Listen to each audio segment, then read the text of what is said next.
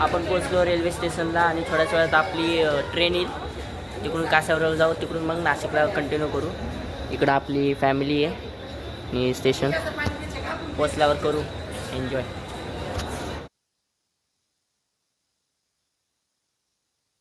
तर फायनली आपण आलोय घरी आणि घरी आल्या आल्या आपल्या बॅगेने पण सोडून दिलंय. आल्या आल्या बॅग तुटली. ॲटलीस्ट पोचलो तेव्हा तोपर्यंत तरी होती. लिफ्टची वाट बघत. ये रेख नाव सांग, नाव सांग. अरे नाव सांग.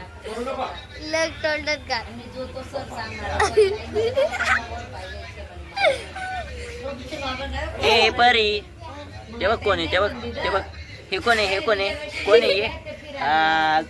आहे ये बस दिसतोय. तर मग मित्रांनो इथे मेहंदी काढायचा कार्यक्रम आपली बहीण सगळ्यात मोठी मेहंदी काढून देत आहे. मग तुम्ही मेहंदी दाखव. काकू तुमची दाखवा. सगळ्यांनी मेहंदी काढलेलं आहे. ते पण काढते. परी ती दाखव दीदी. सगळ्यांनी मेहंदी काढलेली, मीच राहिलो तेवढा. ती दाखव परी. हिने पण नाही काढली. आपण दोघं काढू. हा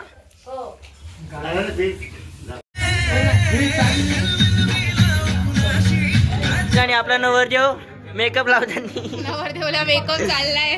कसं चाललंय? बेस्ट. अरे नाही ती लगेच जाते. लाव राहू दे रे. पुरा तर पुरा आजच्या दिवस. फाउंडेशन चालेल. फाउंडेशन लावतो. बस आते जास्त. भाई एवढं आले तुझ्याकडे. सोनला तू काय दादा चुकीने पण नको लावू. मी लावणारच नाही ते. लय इन्फेक्शन पडते. इन्फेक्शन 2 दिवस ग्लो राहिलो. कोण तो? हे बघ ग्लो किती भारी दिसू राहिला तुला.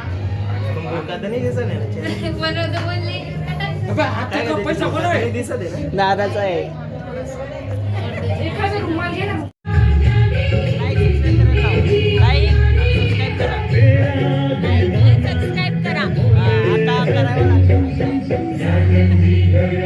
सो गाईज थोड्या वेळात आपला फायनली कार्यक्रम चालू होणार आहे मेहंदीचा.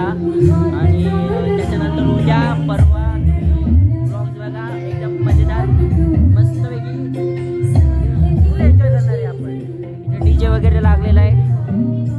कार्यक्रम चालू आहे थोड्या वेळात. तर आपला नवरदेव उभा आहे.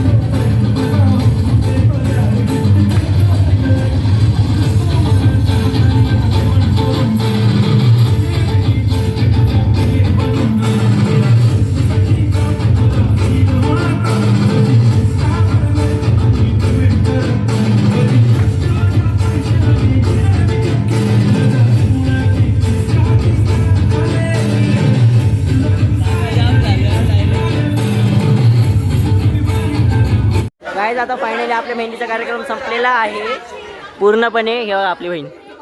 आणि आपण आता भेटूया उद्याच्या कार्यक्रममध्ये. इथे सगळी आवरावर चाललेली आहे. हो आता सगळं आवरून घेऊ, त्यानंतर थोडं जेवण वगैरे करू आणि नंतर मग झोपून जाऊ आरामात, एडिटिंग वगैरे करून. त्यानंतर उद्या भेटू आपण. चला बाय.